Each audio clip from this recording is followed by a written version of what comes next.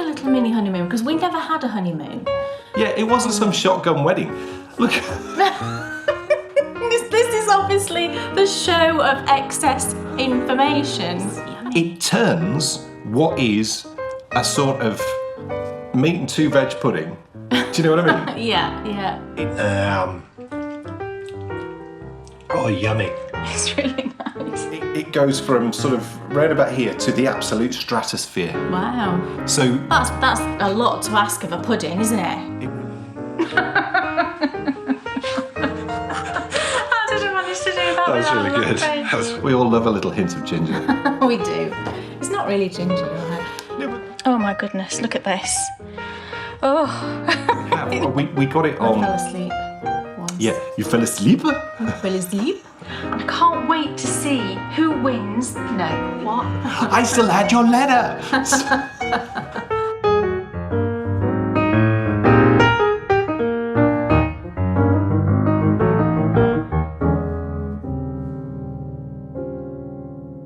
Welcome to episode 120. That's a nice round number. It is. Oh yes, we're back.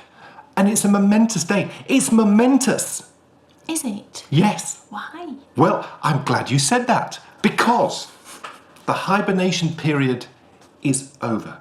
Yes, Mrs. Bakery Bear has emerged from her cave. Yes. She's slept all winter. Mm-hmm. If only she had. If only. Although Yeah, she that did would have a be bit of a sleep in this morning. I did. I didn't wake up till 10 to 6 this morning. And it's normally, 5-ish. or even, Or even it's been 4:30 some mornings, which is ludicrous.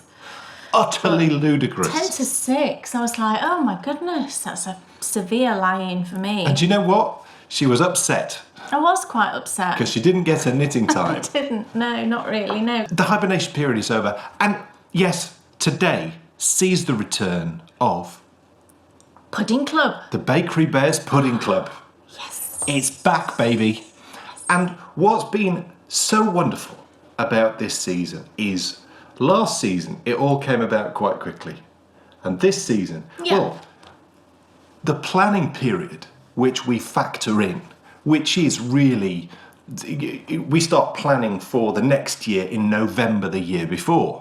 So Pudding Club has had a nice good chunk of planning. Yeah. So talk about cracker. Oh my word. I've got to say, look, everything last season was lovely, and they're all lovely puddings, but this is an absolute corker. It is. And it's a corker for a lot of reasons, because I really like, this season's a bit different to last season, because this season, Kay's going to be putting a few little modern twists and adding a few of her own little ideas here and there. Yeah. And she adds an absolute whopper today. I do. It does make a difference, actually, and it's yummy. It turns what is a sort of meat and two veg pudding. Do you know what I mean? Yeah. It goes from sort of round about here to the absolute stratosphere. Wow. So That's a lot to ask of a pudding, isn't it? it really is.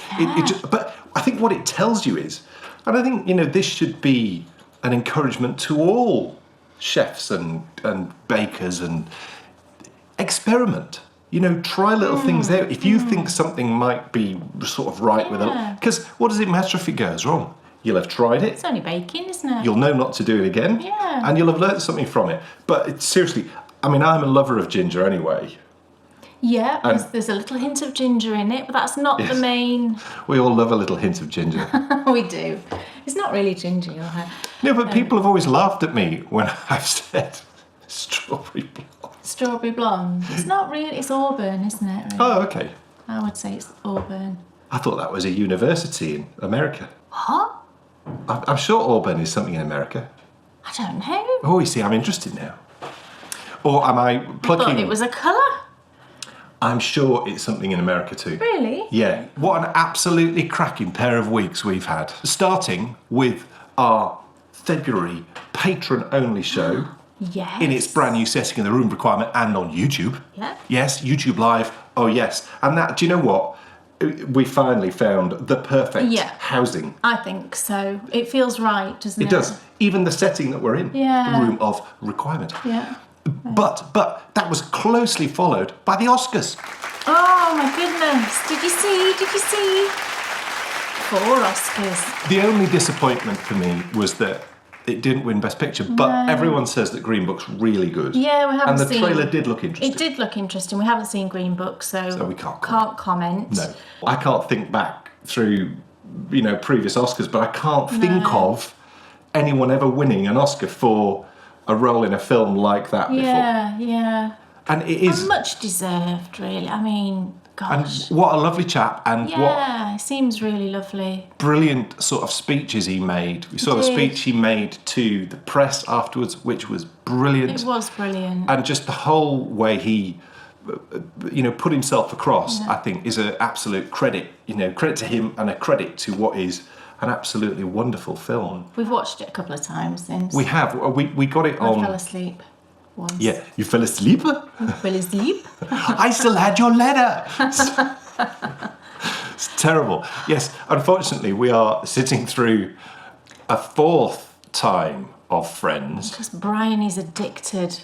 But she has to have a little bit of Friends every day, so, we just hear it all the time. We absolutely do hear it all the time. But, it is pretty funny. Yeah. There's times when it's pretty funny. There's times when it's not quite so funny. But we all loved it, didn't we? We all loved it when it first came around. And, speaking of offspring, what do you do when the nest is free? Our nest is not free yet. But it was. But it was temporarily. For a few long hours. Yeah. It was long hours. Bryony went to a sleepover. Yes. Which is a rare occurrence, really. Not because we don't allow it. No, not at all. Just because it's the first one she's been invited to in a couple of years. In a couple of years, yeah. She has been to them in the past. Close friendships are developed, aren't they? And I remember so many. I do.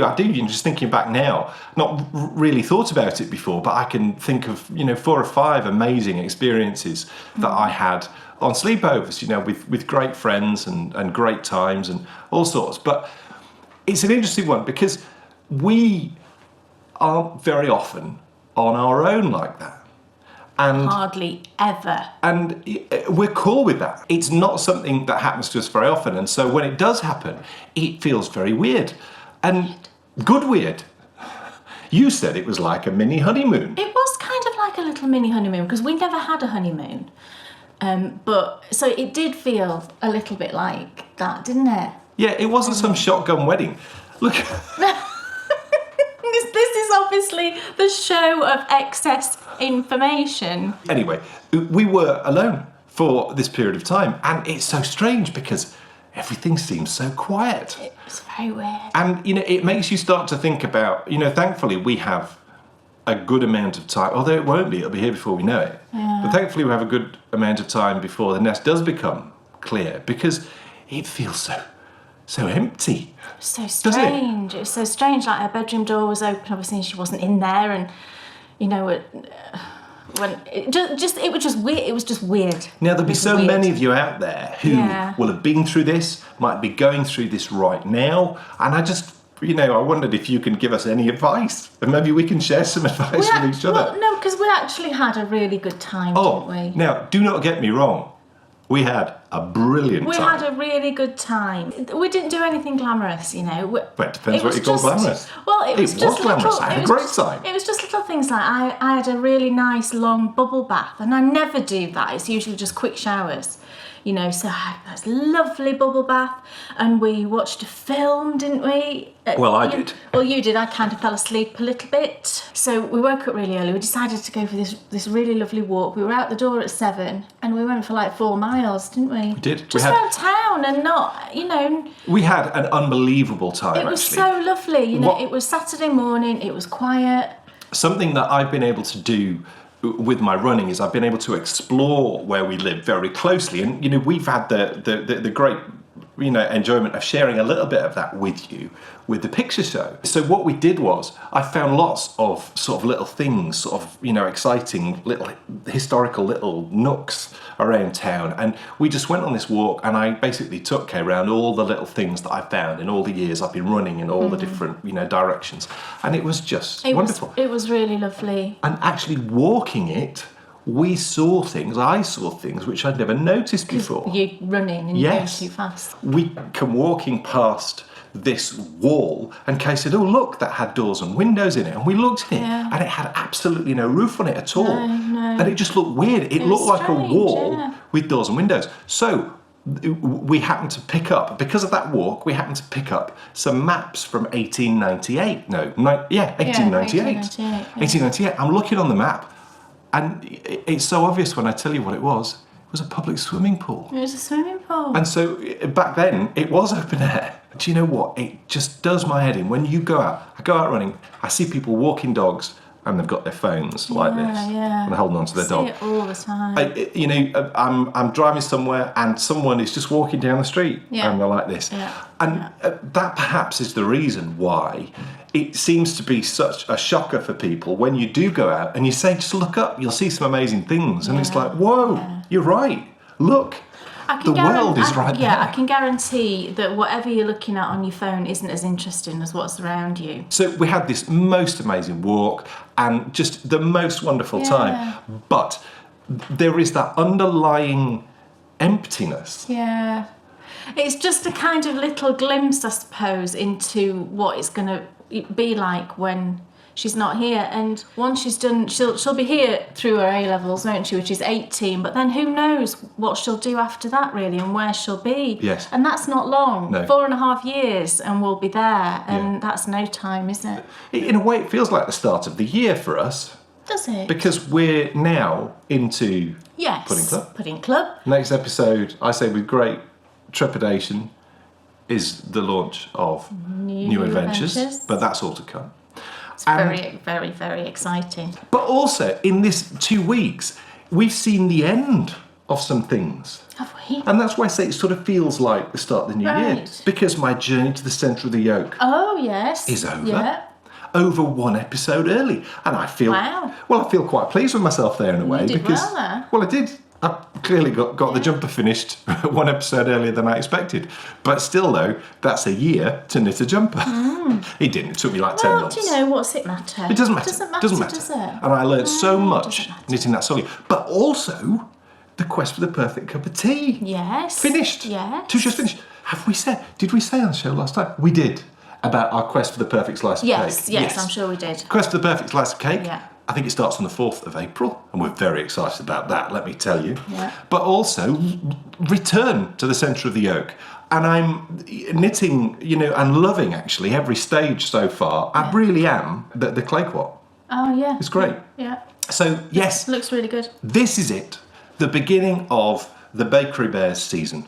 And part of me panics a little bit, because as quick as this season begins, it's over. I know. And then it's Christmas again. Well, I know, it all goes... And I was actually thinking about Christmas the other day. I said to you, didn't I? I was kind of thinking forward to the theme for the Advent calendar for this year. But we have to. That's the way it works. You do have to, and this is how it works in a lot of kind of environments, doesn't it? Like the fashion industry, for example, they're always working at least one season ahead, if not two. Exactly. And it's kind of a bit like that. So I was thinking about Christmas just a few days ago, which is bizarre in March, really. It's bonkers. But it's what you have to do. Neil, before we play the second round of our newest quiz show, name that yarn, I should tell you, what am I wearing? Oh!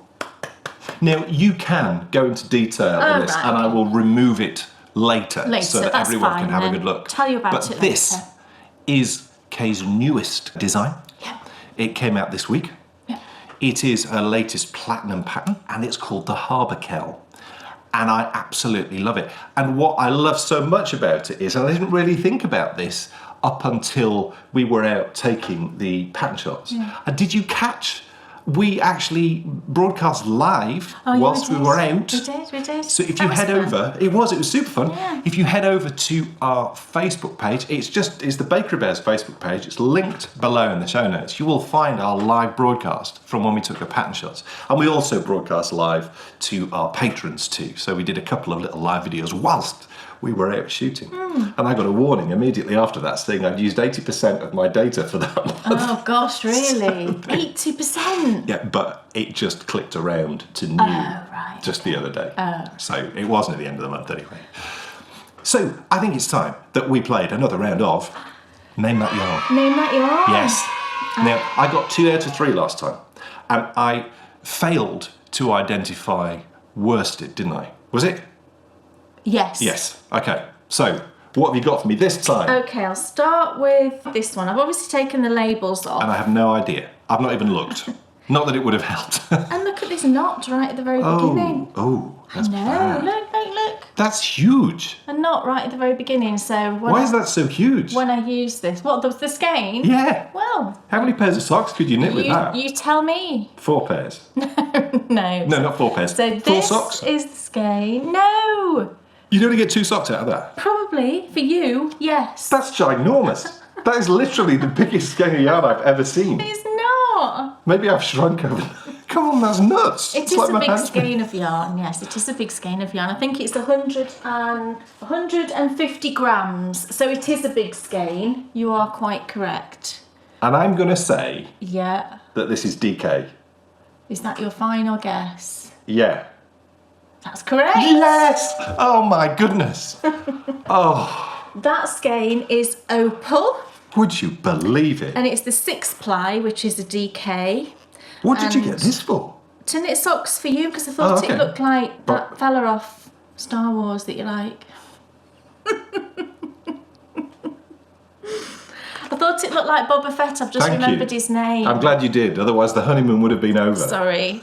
I thought the colours just looked like Boba Fett. That's good. And it is, I'll pop the label. You see, the reason I couldn't see the knot is because it was underneath the label.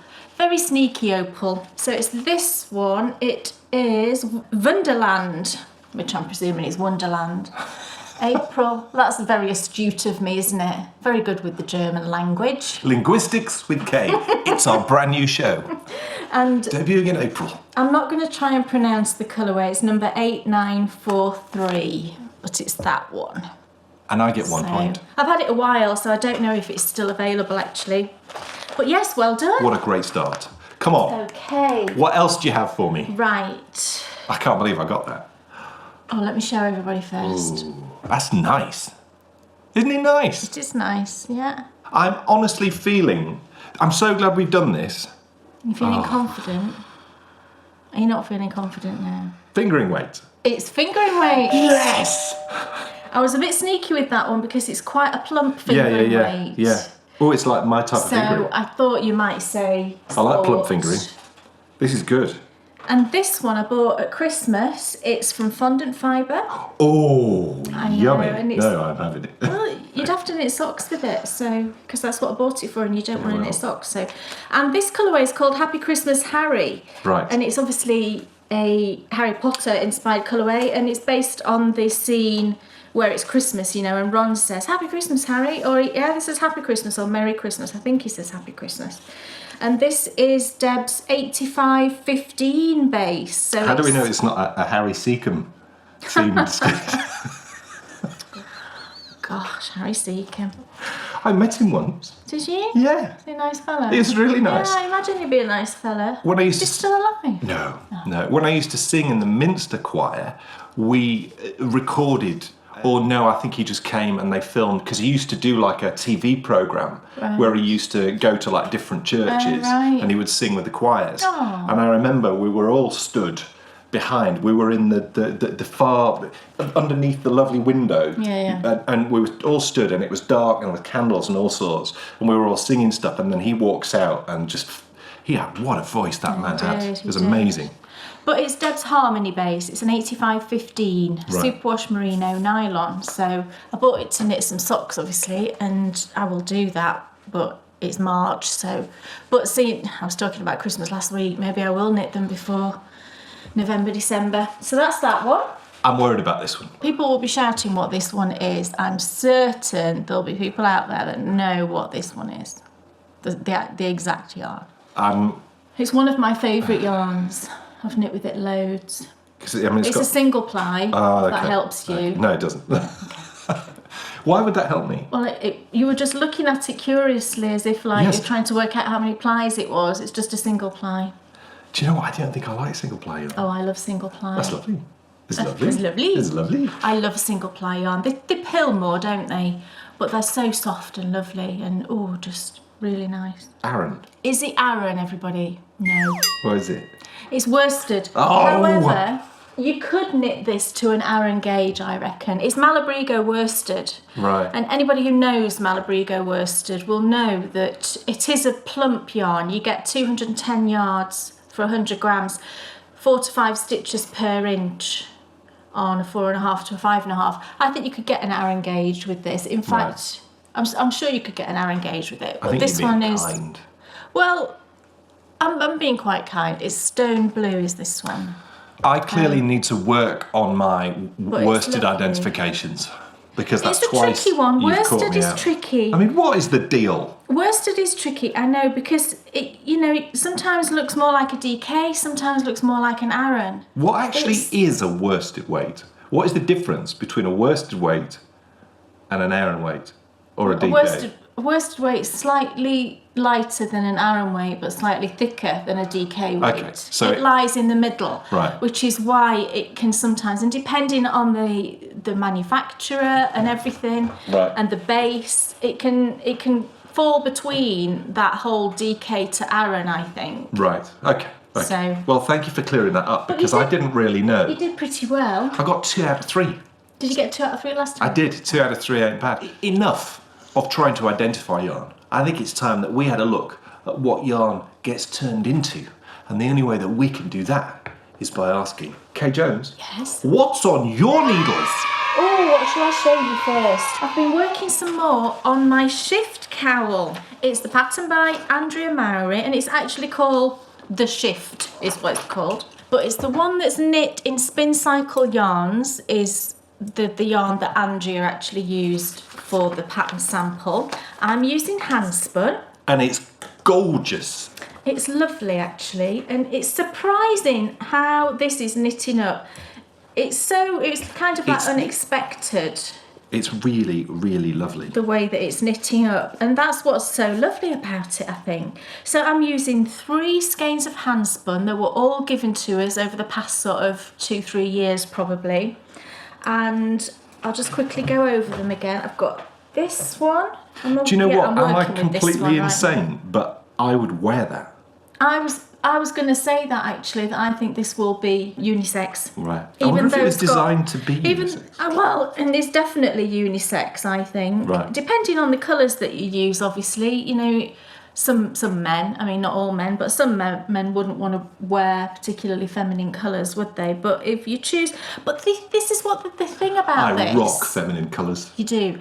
But this is the thing about this cowl, that this has actually got lots of pink in it. It's got pale blues. When you put them all together, the kind of mingling of them all, it just works. It just seems to work anyway. So these are the 3 skeins of hand spun that I'm using.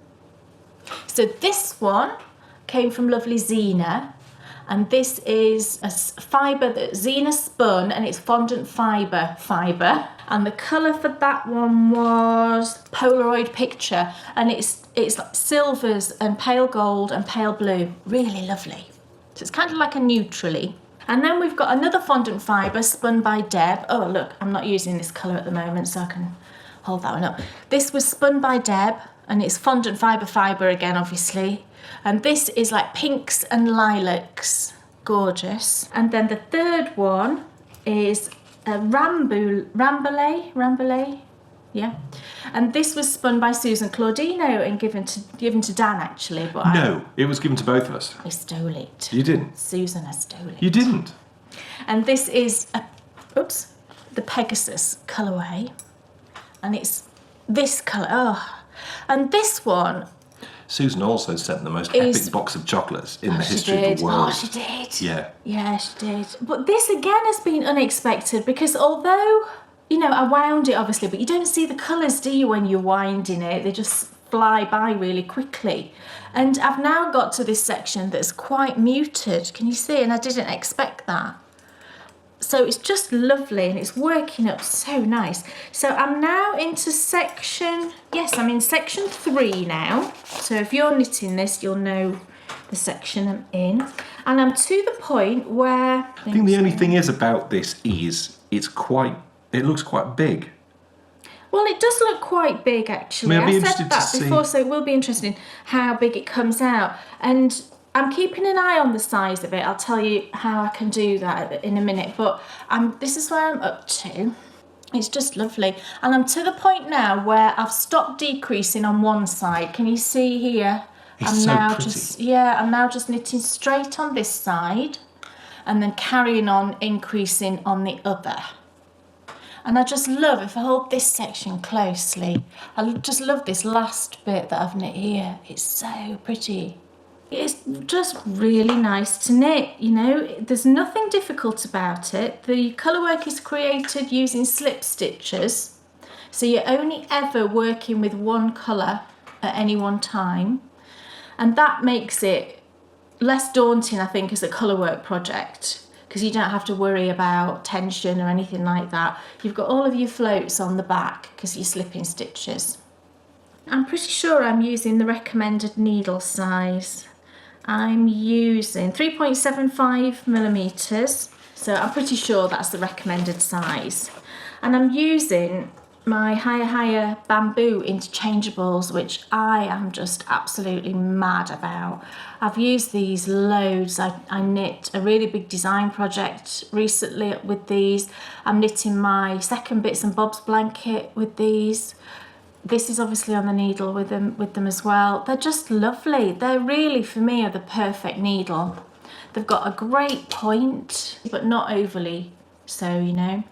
The bamboo obviously gives some grip, but I really love that. I know some people don't, and that's a personal preference. I tell you where I don't like bamboo. Oh. On chopping boards. Yeah, do you know? Don't buy a bamboo chopping board. No, we bought a couple of new chopping boards recently, and they were bamboo, and they were wrapped up in kind of cellophane or whatever, so you don't really notice a smell particularly. But when I unwrapped them, I thought, gosh, what's that smell? And it's just an odd smell. But more of the issue is, picture the scene. Other week, I'm making some form of pasta dish. I'm wanting to add the onions into the hot pan. So I get the chopping board, I tip, expecting onions to slide off. Didn't happen. They don't. So I got my hand, pushed, still didn't happen. The top layer came off, but the steam, heat, burning burns on hands. And they just wouldn't come off. And the best bit of all on these chopping boards is there's a little well all the way around. It's like a groove all the way around. So you push it down, and then everything gets caught in the groove. It's a very grippy substance, is bamboo, isn't it? So we're currently looking for another... Talk about getting to the groove. Another chopping board. In terms of knitting needles, I really love them. I like that bit of grip because it means that I don't have to kind of grip the needles very tight at all. You know, if you're using very slick needles, like the higher sharps, for example, I find those incredibly slick, and I don't really like knitting with those. I feel like I've got to grip really hard to stop my stitches sort of flying off the end, and ergonomically that's not really good for me. So I don't think it's good for anybody. No, probably not. And then so I prefer wood because I'm not really gripping. All I'm doing is I'm just holding them lightly. You don't have to worry. You can see now they're not going to come off, but yet they slide really, really easily. They're just fantastic needles. I really, really love them. And they also swivel in the cord here where you attach them. They swivel. So that's really good. That's brilliant, because one of the big problems... the twisting and everything. I just find that so frustrating. That's the reason why I try not to use those types of needles, because the cord gets twisted, doesn't it? Yeah, and then that can also unscrew your needle sometimes as well. Right. And I think the fact that it swivels helps with the fact that that it doesn't unscrew. But I always use the little grips that come with it, the little rubber grips, and I use those for all of my interchangeables. And if I use those to tighten the needle, I've never had a needle tip come loose when I use those grips. I have if I just use the keys. I find that doesn't tighten them enough. But using the grips, it's always worked really well for me. So yeah, that's the shift cowl, and I need to get back to doing quite a bit of work on this. I think I was down sort of here when I last showed you, so I've knit a fair bit, But I really want to just get cracking with this now, because I think for this sort of temperature at the minute, it's usually about 8-9 degrees, isn't it? Which is exactly what it is today. Oh, right. Yeah. I'm a genius. She is. I'm like a weather person. She's like a human barometer. Like a weather person. I don't look at the weather apps anymore. I just say, Kay, tell me, is it going to rain? She says, yes. No, not today. No, you don't. No, she doesn't at all. I don't at all. When I was at school, they used to be out on the field. Oh, barometer. Yes, and you used to be able to join this club. Oh, God. And then you would get to go out and read it. Yes. They do that at Chatsworth. I never joined it. No.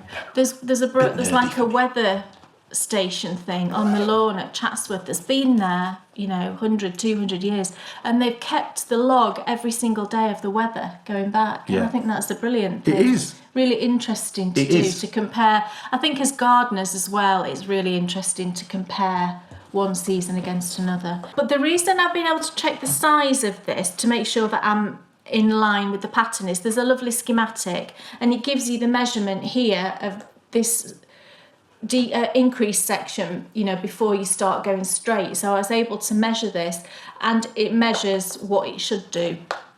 So I'm in line with it being the size of the pattern. Excellent. So yeah. Nice one. So there we go, that's the Shift Cowl. I'm really enjoying it. Good. And I did say to Dan that I think you would really enjoy knitting one of these, because it's really interesting. There isn't, every row is, there's not big sections where you're just knitting. You're doing something all the time. I wonder if I should knit one in like autumnal colours. Yeah, maybe so. We'll need to gather some more handspun or Well, work. I've got one. You don't have to use handspun, but it kind of calls for that. I think it works so lovely with And also, that. there's nothing better. No, this It's is just the this business. is so textural, because all of my handspuns are all slightly different weights and they're a little bit thick and thin.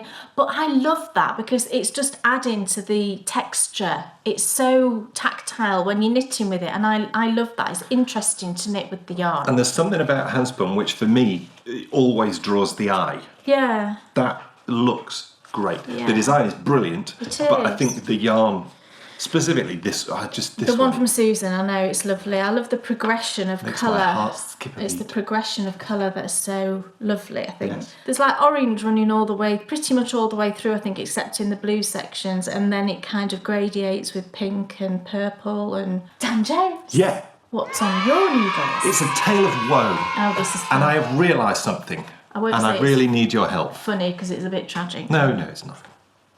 I really need your help. Oh, right, okay. Because I was feeling lovely. You were feeling lovely? Oh, Yes. that's good to know. And since we discovered the problem with this, You're not feeling lovely? I'm not. I can sort it out. I have discovered that there needs to be a balance in my knitting projects. Oh, right. And if that balance is not there, I feel uneasy. Things are not right. This was only last night we discovered this. So. Yes, and I haven't felt right Oh, right, since. okay. Well, we'll So sort it. could this be resolved today? Yes. Excellent. And then I can just get cracking. Because, first of all, this is a new cast on. And I only cast this on 4 or 5 days ago. It's not long ago. And, we've spoken about this, but, this, I think, is the perfect example of how my whole sort of knitting has changed. Because I wouldn't normally have knit that in that amount of time. No. Now, I've done it. The reason why I've knit through so much is because the pattern is so great, and because it just keeps feeding you with excitement. And it is, of course, the Silver Dream Hat. I already knit one of these. And this one is a Hufflepuff Silver Dream Hat. And you're probably looking at it, you'd look at it all the way around and you'd think, what's wrong with it? Looks fine. It does, it looks absolutely fine. What I did was, because I'd already knit one, and because I thought I was clever, You thought you knew what you were doing. also the pattern is a bit weirdly written. It's just like a paragraph. Oh, yeah, it's more of like a little recipe, isn't it? It's not really a full-on... And so this is a prime example for me writing it out myself. And I actually spoke about this on the Patreon-only show, which we did in February. What I've actually taken to doing is I'm copying the contents of the pattern. So this is what I've done with the clay quat. I've copied the contents of the pattern. I've pasted it into notes on an iPad. I've then deleted all the sizing bits that I don't need, just left the sizing bits I do need, and then I have nice clear instructions. I should have done the same with this, and I will, because I will knit lots of these. This is definitely, it may only be March, but I'm telling you, last year it was the Mon Ami. The year before that, I think it was the Speargrass. The year before that, it was definitely the Bankhead. Yeah. This is the year of the Silver Dream Hat. Oh. It's wonderful to knit. It really is. It's got that rhythm which I love in patterns and which keeps me coming back for more. And also, you know, that lovely change from... I tell you the other thing that caught me out. The way the pattern's written, the main colour is a white square. Oh, right. You know what's coming. Yeah. And the contrast is a dark square. But you're the other way around. Yes. Yeah. And that blows my mind. Right. I look at the white square and think, that's got to be a light yellow. Yeah. But it shouldn't do, because it's main colour and contrast colour.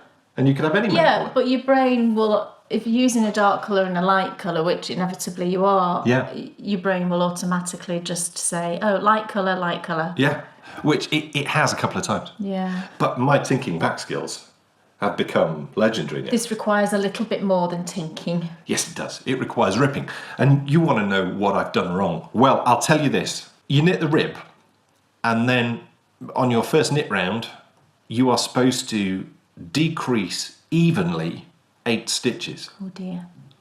I know didn't. What's coming, don't you? I didn't do it. I neglected to do it. And Kay said, have you got through all of that and not realised? Well... It all divides by 8. It all divides. Yeah. Apart from this row we're on now. Yes. It divided. Yes. You know, so he didn't notice. Nothing was evident. You know, it all worked out up until this point. And, you know, this was the moment. And I looked back through it about 5 times. And in the end, Kay said, do you want me to have a little look? Yes. And that was the moment where Kay had a look. I picked up the pattern. And that's when we realised I'd made a cataclysmic mistake. What's happened to this skein of yarn? It's their new way of packaging them. Right. Yes, it's called a bulb skein. It's very attractive. Looks like a light bulb. I don't know what's happened. Okay. I think it's partially come out, which is not very good. But look, here they are. It's dropped charisma, Drops charisma. leftover solia, and a nice charcoaly ball. It's like charcoaly grey. Look how lovely and heathered that is. You should be able to see. But we thought that would work for Hufflepuff. I think technically Hufflepuff is like black and a bit of a brighter yellow. But this is what we had, and, you know, I think it kind of works, doesn't it? It does. So I'm And going I've loved it. Do you know what? I'm happy to knit through all that again. Because you at first said, you know, I'm gonna have to start again. I says, no, you don't have to knit the rib again. We'll just rip it back to the rib. I'll put the stitches back on the needle. And he went, can you do that? And yes, I can do that. And we can just wind this yarn up, can't we? It'll be fine to knit. Yeah, of course it will. Excellent. So there is nothing to worry about. Can you feel his stress? I'll just be happy, right? Nothing to worry about. When I'm on the knit round and I've decreased, and then I can get going with this again. Because I'm really enthused about knitting this, as you can probably see. And also, as well, you know, I'm enthused about it because I know that Bryony loves Hufflepuff, and, you know, it's for her, and, you know, it's a nice Hufflepuff hat, and we know it's going to fit her because she tried on the other one that I knit. And we also, I think we're knitting it just half a size. We didn't change needles, did we? No, sorry, we're knitting the whole thing in 4.5s. Yeah, instead of, I think, the other one you knit the rib on 4s. So just These are make Abby's. sure it's got plenty of stretch. And they're great. You like these, don't you? I'm not keen because they're quite blunt, but you really like that. It depends. Depends what you're knitting, yeah. They are quite blunt. But I do tend to push with your finger. That's why I got you those, because you were saying it was hurting your finger. So I thought, right, I'll order you a pair of Addies and see how you get on. And because they are not as pointy. It's a really lovely hat needle, this. Oh, right. You know, it's the needle's exactly, you know, it's as smooth as I like it to be. It's not too smooth.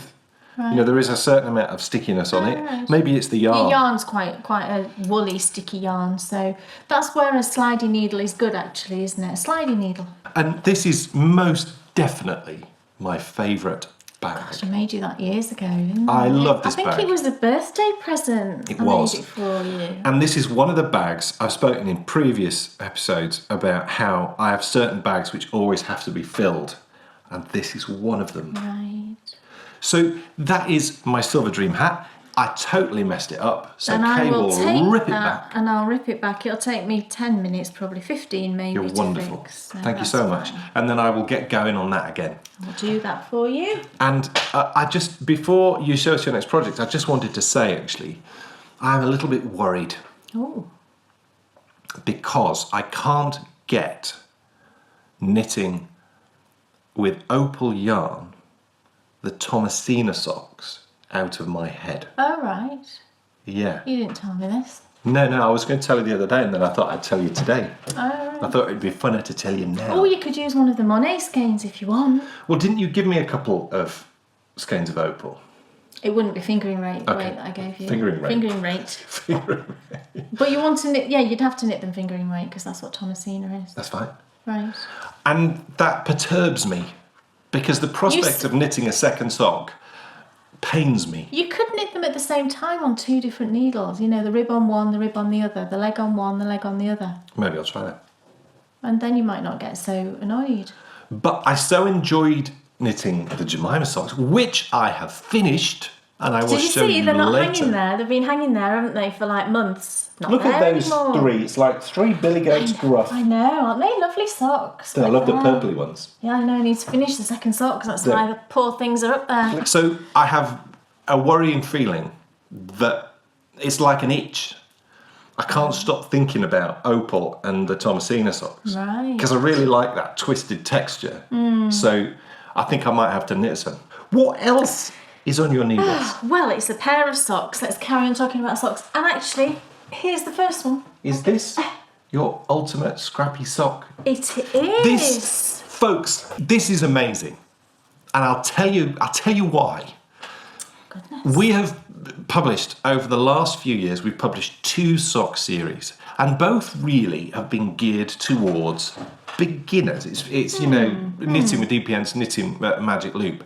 And this series, I'm learning so much filming this series, because not only is Kay talking through how she goes about structure, I learned so much in that first one, and Kay talks through her whole process for creating these socks, and I'm stood there and I'm like, I can't believe this. Really? I cannot believe the level of detail that goes into structuring these. But what's also so exciting about this series is it's like your ultimate sock. Sock. It is. So this is a series for, you know, you may knit socks, but do you want to nail knitting socks? It sounded like Do you- Chandler. Do you want to create the most ultimate pair of socks ever? Well, I'm learning so much. So will you. Don't miss it. Brilliant. 12th of March. So this is the first one that I actually finished a little while ago, and I've been waiting to cast on the second one until we were at a position where we could film the tutorial. We just had that many things on the go that I just had to wait a little bit. So this was the first Scrappy sock. Now I did 10 rounds of each yarn, and I think I used 16 altogether in the sock. Since knitting this one, I've sort of like, I'm not created, I don't know if it's my creation or if it exists already, but I've found a way of tightening up a loose stitch that you get on it's the second side that you pick up of the gusset. I quite often get a loose stitch, can you see it? It's right there. Yeah. On the other side, and luckily, you know, it's a good thing that I didn't do it on this one, because I'll be able to show on the tutorial the difference between the one that hasn't been knit with this little sort of extra thing I do, and then the one that I knit with it, to show you the difference. But I always used to, I'll say, get a loose stitch here. You probably can't see it at all, but there is a loose stitch here. There isn't one on the other side. I know, I'm just marvelling. There isn't one on the I other side. realised that. I was looking at how beautiful it is. Well, I think it's all to do with the fact that you knit in a spiral. You just get this little stitch over here that is always, or used to always be loose, and now is no longer loose. So that's one of the things that I cover. Well, what is so epic about this, the reason why I'm learning so much, is this is not a series where you're taught how to knit socks. No. This is a series for people who know how to knit socks, Yeah. but want to find out all of Kay's techniques that she's been obsessing over, literally waking up in the middle of the night. Oh, don't start me on that. It's true. It is true. She wakes up in the middle of the night. I've got it. Right, let's try it out. Couldn't sleep. 4 o'clock. Yeah, honestly, I couldn't sleep works. the other morning. It doesn't work. For thinking about patterns and things. Oh, dearie me. So I've now, yay, yippee, cast on the second one. I was so pleased to get the second one on the go. And this one is all different scraps of yarn. It's not, I haven't used the same yarn twice because I quite like that look. So I'm on the last colour before the heel flap of this one.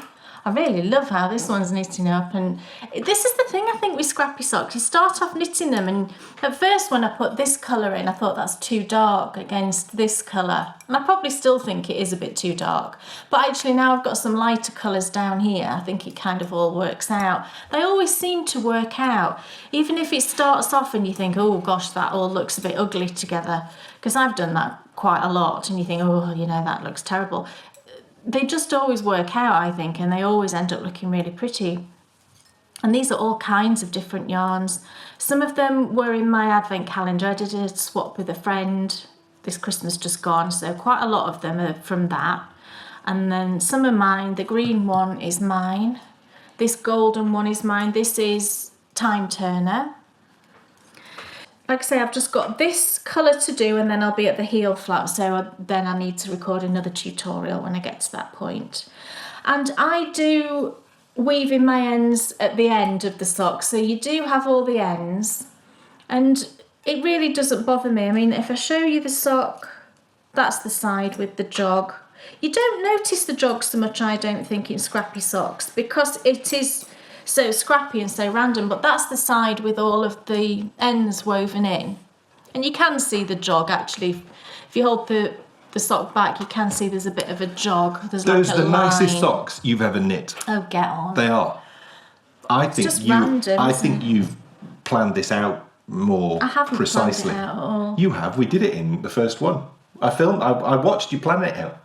But not. If I that's don't you not plan, planning it out, I don't plan which colour is coming next before I start knitting. you plan the overall project at the beginning. Yeah, but so you know I've what just you're doing. got 16 scraps of yarn, and I will look at what I've just knit and look in my bag and say, right, that one looks like it'll be nice next to that one. I'm not messing on any. They're all I the do. prettiest socks I've ever seen on you. Well, it's a pity they won't fit you, because I would have given them to you. Well, that's very kind, but that would be stupid because I shouldn't knit you some scrappy socks. absolutely, but not pretty ones. Not pretty Well, ones. no, they can You be don't pretty. want pretty socks. No. I do want pretty socks, but they're ladylike. They are, that's true. I would look But weird wearing socks there's like that. quite a lot of these colours I could have used in a sock for you. Yeah. Like that one, the green, blue. I suppose when you put them all together, it does look quite feminine, so I'd just have to... Or maybe for yours I could use like commercial yarn, scraps of commercial yarn, because that tends to have more of a, you know, like opal, any opal I think would work. So yeah, I am working through the second Scrappy Sock. Really, really enjoying it. I think I knit all of this leg in one day because I said to you, didn't I? I said, oh, can I film the next tutorial just so that I can knit on it, because I really want to knit down the leg. And I knit all of the leg, I think, one afternoon. They're so quick, and this is the other thing I love about Scrappy Socks, is that it seems to go really quick because you've just got 10 rounds of that colour, and then you you knit that quick, don't you, because you're excited to get to the next colour, and then you want to see what that one looks like against the one you've just knit, and oh, I can go in my bag of scraps and choose the next one. So if you're the type of person that sort of loses enthusiasm with the second sock, Scrappy Socks are perfect because they're not the same. You're not knitting the same sock twice. You know, they're both different, yet as a pair, they're going to go together perfectly well, I think. Yeah. Hopefully, probably, maybe. We'll have them done next time. Okay. We'll see. So it's just 64 stitches, 2.25 millimetres I use. And I always these days use ChowGoo mini twists for magic loop. They're the best. I can't say anything other than that, really. I've tried pretty much, I think, every needle there is for knitting magic loop, every brand of needle that I can get hold of, and these are the best. Ladies and gentlemen, oh my goodness, this is the Cascades by Michelle Wong. And last time I saw you, I was having great difficulty, much woe, with the pattern. Oh, yeah. And I continue to have much way with the pattern, but what I've done is, after talking to you last time about it, I thought I've got to sort this out because this is just crazy. It's crazy. So what I did was, Yes. I made a few little notes. Oh, you did. Tell me about Just this. made a few little notes on the bottom of the pattern to save me having to flick over that other page. Now I know that, some of you will be so clever that you won't need to look at a key ever to find out what the chart is telling you, but I'm not that clever yet. No, I need to still. I'm just not that clever yet. And so, not immediately anyway, after a certain amount of time, knitting the pattern, yes, you get into the rhythm, you know what you're doing, and you're off. So, because I was having to turn, 7 pages back to get to the main instructions, 7 pages forward, and then over the page again to find the key, I just wanted to resolve one of those page turns. So I did put those markings on, and I've got to say that immediately made a massive difference. Also as well, now I'm just knitting through a second repeat, and now after coming through that second repeat, I'm now starting to remember what the whole deal is. So it's not quite so much of a flick backwards and forwards. There are still some things though which just seem a bit bananas. For example, up here you've got a left and a right leaning, thing for each side of the chart, and this side happens over here and this side happens over there. Yeah. So why didn't you put that side, and that side, that side? Because that then would line up. Yeah. So you're constantly looking all over the place. It's probably because that's the left side of the page and that's the right side of the page. That's why they've done it, isn't it? Left leaning on the left side of the page, right on the right. But actually, when you're knitting it, they're the other way around. Well, that's the only thing I can think. That's so funny. That's the only reason they would have done that. I do think that's hilarious if that's the reason why. Well, that's the only thing I can Well, it's think left. of. So I better put it on the left-hand side of the page then. Crazy stuff. It's just little things like that. It's a bit like the white, on the colour work, messing with your brain. You're having to look across and then look across. And it's just those little things which I found challenging. Are you okay? Yeah, I've never looked at it before. Okay. You've never really let me look at it. I'm just looking at it while you're talking. Well, yeah, that normally ends up in disaster, doesn't it? How many times I haven't spotted anything that's wrong. in the history of the bakery bears Well, it doesn't look wrong. has that happened? Can I hold it up and show them now? Sorry. Because they haven't really seen it. I got to say, it's great. It's very pretty. It's great. The whole thing is genius. See, if you do that a bit, you'll be able to see the pattern a bit more. There you go. It's really challenging. I'm always having to think. So it's certainly not. This is not. You like that though? I do. This is not sort of cinnamon knitting. Oh gosh, well nothing is cinnamon knitting for me because it But for those of you out there that do cinnamon can't knitting, do it. this isn't cinnamon knitting. This is concentrating knitting, because there is a lot going on. There's 3 different things happening, and I've never done that before. Previously, there's one thing going on, and then there's lots of plain stuff around and about. Well, not with this, but I do find that really engaging, and I really like the double moss stitch that's in there. I like the sort of. I tell you what they look like.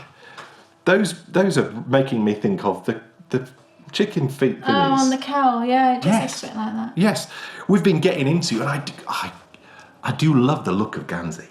And it makes me Gansey sweater. perhaps think, perhaps I should do something with that at some point. Maybe, yeah. I just think that I Do suppose it for yourself. maybe. I think what I like about it is it reminds me of Egyptian hieroglyphs.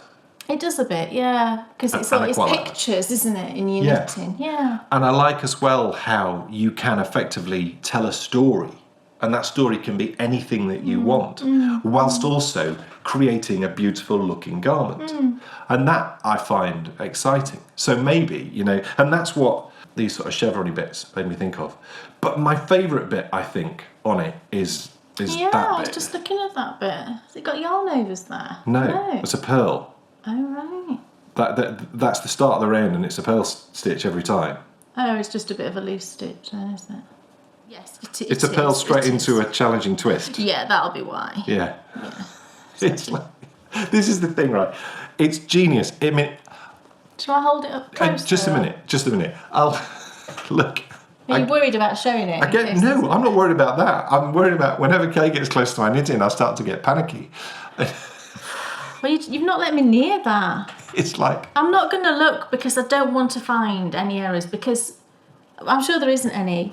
But sometimes if there's like a minor thing, it won't bother you, but it bothers me. So I'd rather not know it's there. Yeah, cool. So, yeah, perfect. But look, there's nothing wrong with that. No, it looks good. What did I say? Look at the side. I mean, it's so clever. It's just, really great twists. The way it's all structured, and knitting it as well is great fun. And I really love the sort of... It's pretty. The way she's put in throughout those twisted It's a complex stitches. Design. Yeah. Hence the 4 out of 5 stars. There's a lot going on. So I've successfully managed to knit this, and that's a join in the yarn. Oh, right, Yeah. okay. Oh, yeah, that's fine. I'm putting it away. It's going away. Now, you need to know what the yarn is, because the yarn is really nice. Oh, yeah. I've got no idea. Okay, what's the yarn? It's King Cole Merino DK. Okay. It's a superwash. I don't think there's a tag in. Oh, for goodness sake. I'm sorry. The colourway was... oh, my word. It's like gold dust. Truffle. I was thinking mushroom, and that's obviously why I was thinking mushroom. Truffle shuffle. Truffle, yeah. I love the Goonies. So it's truffle is the colour, and it's this one. It's the Superwash Merino blend, it says. But it's 100% pure new wool. Maybe it's different types of merino, I'm not sure. But it's very soft. It says it's anti-tickle. That always makes me laugh. Anti-tickle, it says up there. I'm not anti-tickle. No, you're very ticklish. I'm pro-tickle. It's very ticklish. What are you doing? Yeah, I was... Nothing. Good. You've left your chart. Okay. I have to say, my collection of project bags is phenomenal. Yeah, you love all your bags, don't you? I absolutely love them. I mean, that's another one I adore. But then there's my shorts ones. Oh, yeah. It's got the clay pot hat in. Yeah, I made a pair. I made a bag out of an old pair of shorts. So many amazing bags. That's the whole reason why they have to be filled. It would be criminal for them not to be filled. What else is on your needles? Just winding this, it's gone a bit rogue. It's not acceptable. I'm still working away on my knitting chair blanket, if you remember. We do. Good. Wow. And I've sewn together... You haven't. all of the blocks that I've made so far, because I'd got 8 made. So I thought, right, I'm going to sew those together. So I did that this last weekend. Didn't take me long, really. A couple of hours maybe to sew these together. So it wasn't really long. And this is the section. How pretty! Oh, look, it's great. How pretty is that? Oh, Now that's what I call knitting. I love it. And it's the perfect... I just wanted a lap-size blanket, just to go over me when I'm in my knitting chair. And it's the perfect size. It just goes over my lap and it's perfect. So I'm just using 4 blocks. And instead of... this is my stitching time pattern, I should have said that. This is my stitching time pattern. But instead of, in the pattern, I do blocks that have 9 mitered squares. These ones have only got 4, as you can see. And I'm bordering it. The borders are just slightly narrower than in the pattern as well, because I've only got 4 blocks in the middle.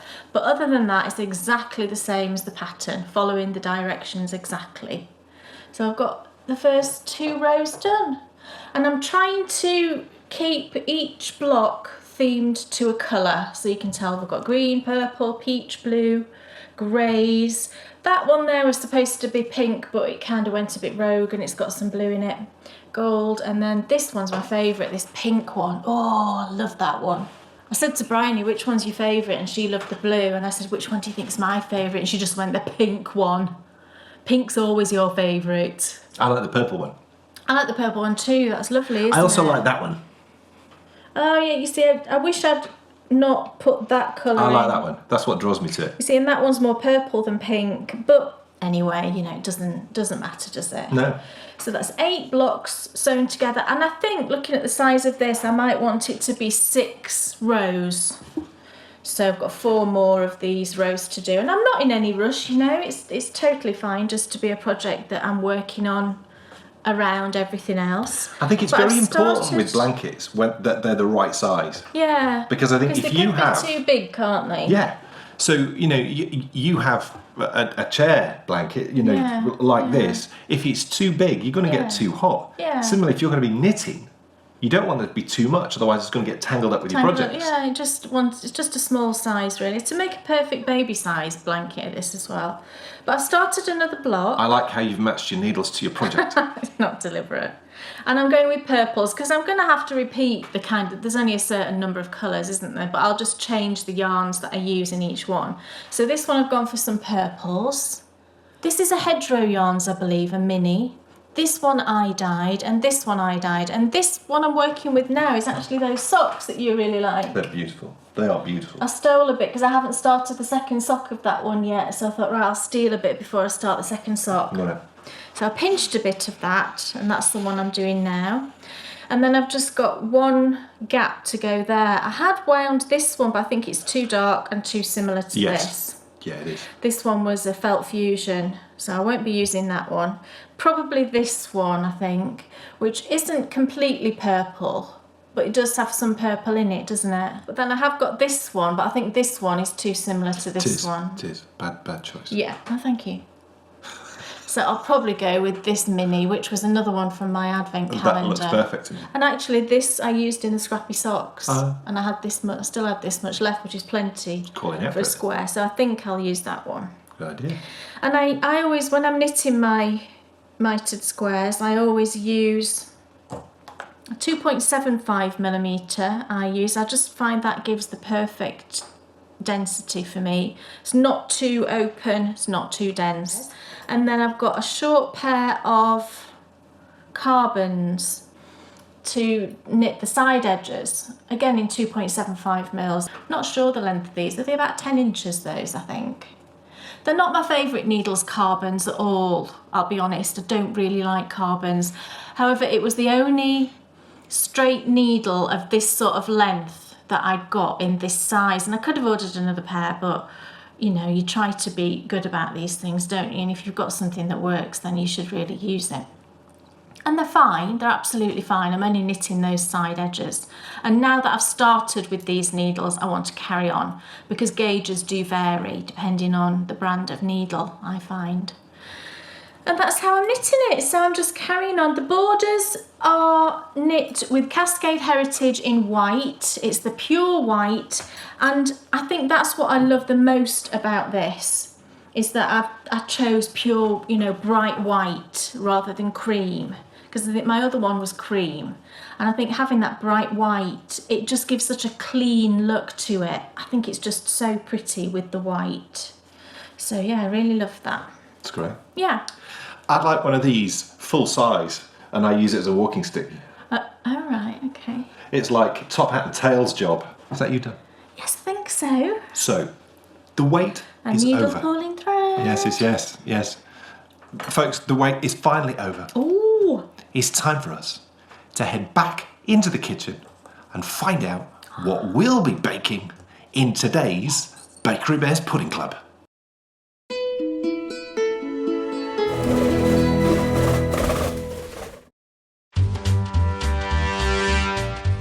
Who's ready for some more baking? This season we'll share more of the tastes of our childhood, but with some modern twists we know our mums and grandmas would love. We're going to show you how to make 8 more delicious desserts. And at the end of the season, you can vote for your favourite. Last year, Millionaire's Shortbread was your winner. And we can't wait to see which pudding wins this year. So come and join me in the Bakery Bears Pudding Club.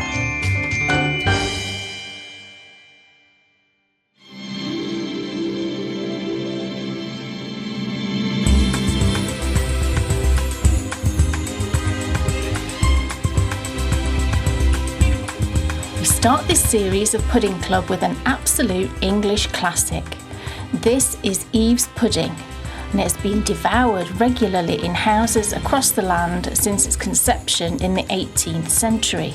The recipe is actually a simplified version of Cumberland's pudding, named after Prince William, Duke of Cumberland, infamous for his role in the Battle of Culloden. This delicious dish's full name is in fact Mother Eve's pudding, making reference to Eve's proverbial forbidden fruit, the apple. If you want a good pudding, to teach you I'm willing, take 2 pennyworth of eggs, when 12 for a shilling, and the same fruit that Eve once had chosen. This extract is taken from the rhyming recipe in Mrs. Thomas Mitchell's Book of Recipes, published in 1827.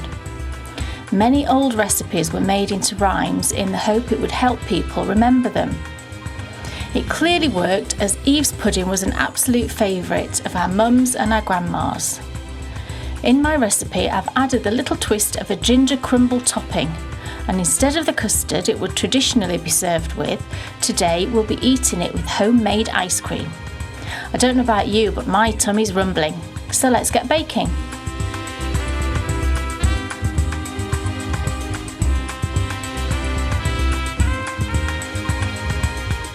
Okay, so what ingredients do we need for our delicious pudding? So we need, first of all, some double cream.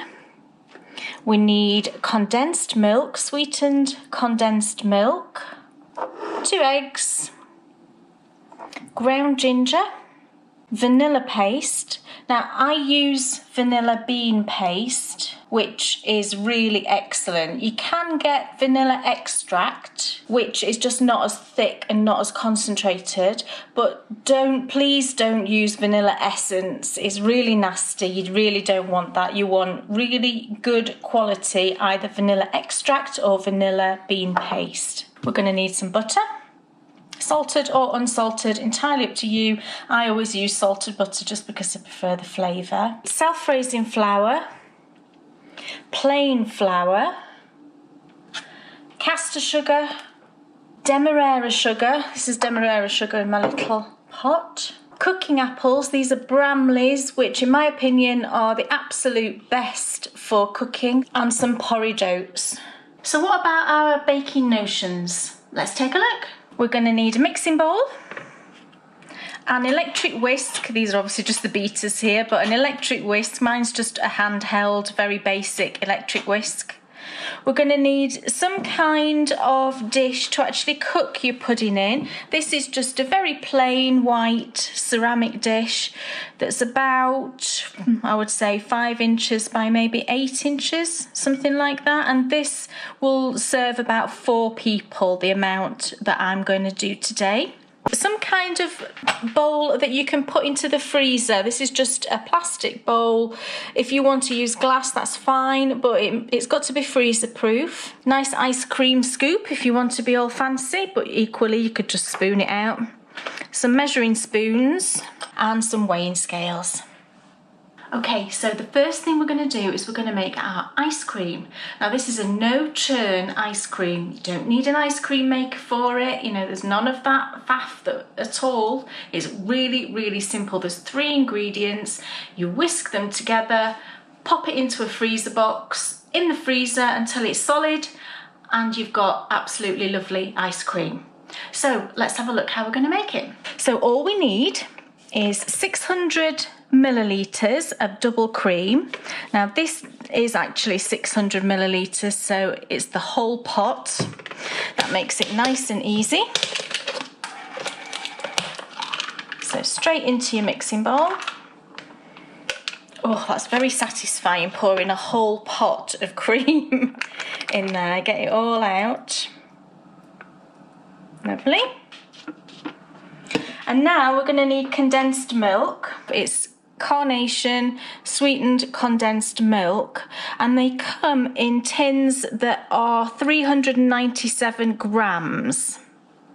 I've never seen a tin that isn't this size, so I'm pretty sure that this is the only size tin of condensed milk that Carnation do. Now we're going to need half of this, so I'm going to kind of judge it by eye. So I'm just going to spoon it in until I think we've got half left in the tin. Oh, it's lovely stuff. Reminds me definitely of my childhood condensed milk. A little bit more, and then I think that's half. Yep, I reckon that's half. You could, of course, make twice the quantity, and then you'd use all of the condensed milk. So that's, as you can see, that's about half of the tin in with the cream. And now we're going to need vanilla paste. Now, really, it's up to you. If you like your ice cream really vanilla-y, you can add a bit more if you want to. But I'm going to use a good full teaspoon of vanilla paste. It's absolutely gorgeous stuff, this. There we go. And this, because it's paste, can you see all the little black seeds? It's delicious. And now all we need to do is whisk this together, and we want to whisk it until it's really nice and thick, kind of like, if you know clotted cream, that kind of consistency. But really I'm just going to go with it until it's nice and thick, and then I'll show you the sort of consistency we've got.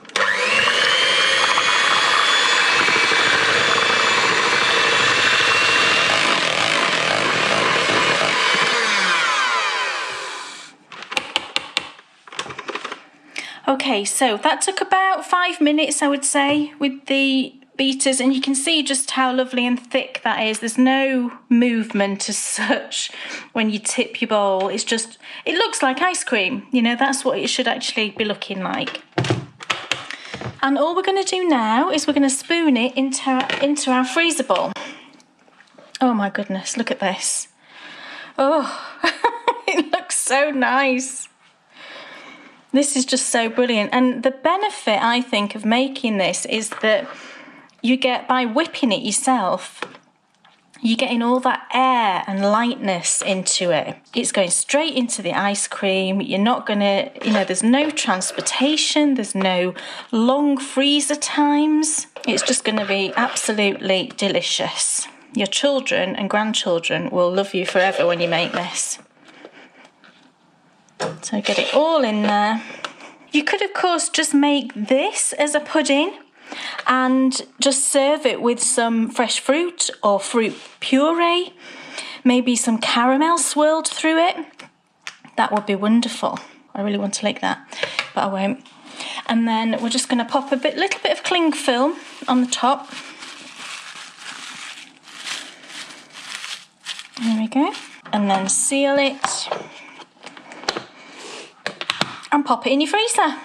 Now what you want to do is make that the day before. So you saw how quick it was. It's literally 5 minutes in the freezer. Leave that overnight, and then it'll be ready to top your pudding the day that we're making it, which is today. So now the next thing we need to do is we need to make the ginger crunch topping that's going to go on the top of our lovely Eve's pudding. Okay, so first thing we need to do is pop some flour into our bowl, and it's 50 grams of plain flour. You don't want self-raising for this, just straightforward plain flour, 50 grams. And now some butter. We need 35 grams of butter. And this is quite soft. I've had it out of the fridge for a little bit. So 35 grams, nearly there. And what we're going to do is we're going to rub the butter into the flour. So just like you would if you were making scones or pastry or anything like that. So I'm just breaking up the butter. Now this topping, this crunch topping, it is an added extra. You don't need to do it. It's not essential. But I just find it adds a really nice texture because your apple mixture is very soft, your sponge is obviously soft, your ice cream is lovely and creamy. So I think having that little crunchy texture on top just adds an extra dimension. And also just adding in that bit of punchy ginger really complements the apple and just goes so nicely together with all the other ingredients. So we're just rubbing this in until we get something that looks like kind of gravel on a beach or big thick breadcrumbs. Okay, so into our lovely gravelly mixture Pop it back on the scales. We're going to now put in 25 grams of porridge oats, just straightforward, normal porridge oats. And 25 grams of demerara sugar. Demerara sugar, if you don't know, it's the brown sugar that's really quite big crystals of sugar. It's what you sometimes get if you're in a posh restaurant, they'll give it you for coffee, that kind of thing. But again, because it's big crystals, it leaves a crunchy texture, which is just really nice. So 25 grams of that. It's actually less sugar than you would normally put into a crumble topping because I don't want it to be overly sweet. We've got lots of other sweet things going on. And what I want this topping to be is more of a textural thing rather than adding a lot of extra sweetness. And now some ground ginger. The amount of ginger that you add is really up to you. I want quite a nice gingery taste because it does lose some of the ginger flavour when it's in the oven. The heat will take some of it away, I find. So I'm going to use about a teaspoon. This little measures half a teaspoon, so I'm going to put 2 of those in. But really, it's entirely up to you. So now just give that all a little mix together. You might not need all of this crunch topping. It smells so nice now, that ginger. You can really smell the ginger. It smells like ginger nuts. So there we go. We can now just set that to one side, ready for just before we pop the pudding in the oven. So now it's time to make our kind of apple slush, if you like, that goes on the bottom of the sponge mixture. So into a saucepan, I've just popped in there a couple of tablespoons of water and the juice of a lemon. And what that does is the water just adds a bit of moisture to the apples, and the lemon, it plays 2 parts actually. It gives some flavour, but also it stops the apples from going brown because we want to avoid that, and they do tend to brown quite quickly.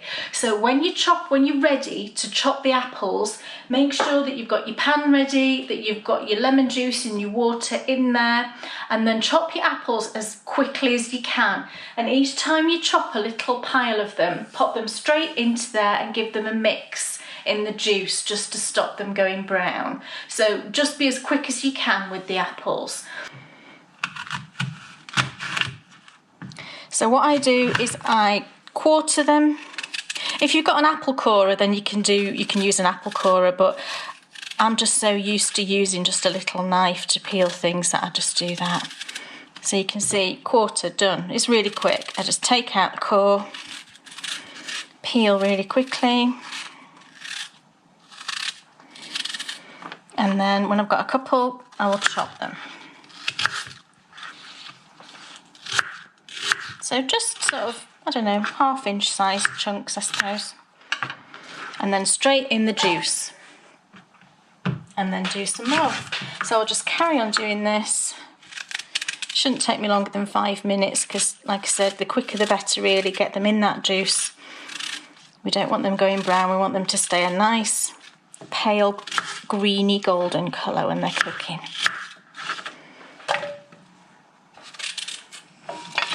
Okay, so we've got all of our apples into the saucepan, tumble them all over with the juice so that they're all coated in that lemon juice so they don't go brown. And now I'm just heating that up. Give it maybe 5 minutes or so. What you want to happen, you don't want it to turn to mush. You just want the apples to start fluffing a little bit on the edges. And once it gets to that stage, you can turn the heat off. So I'm going to carry on fluffing my apples, and we will see you in part 2, where we're going to put on the sponge topping, add our crunch, and pop it into the oven. So I'll see you soon.